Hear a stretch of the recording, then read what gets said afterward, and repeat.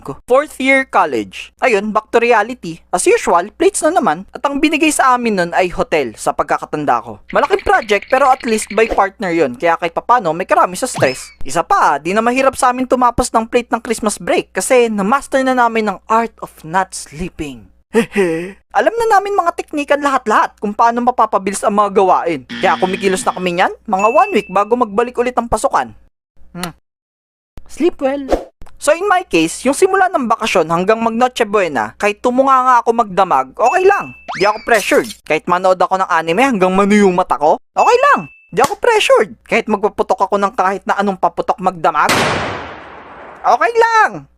Di ako pressured. Kaya ko yan matapos 5 days bago mag-submission. At di niya nga po nagawang matapos bago mag-submission. Fifth year college. Napakalupit ng pinagkaabalahan namin ito nung Christmas break. Plates? Hindi. Thesis? Hindi rin. Kung hindi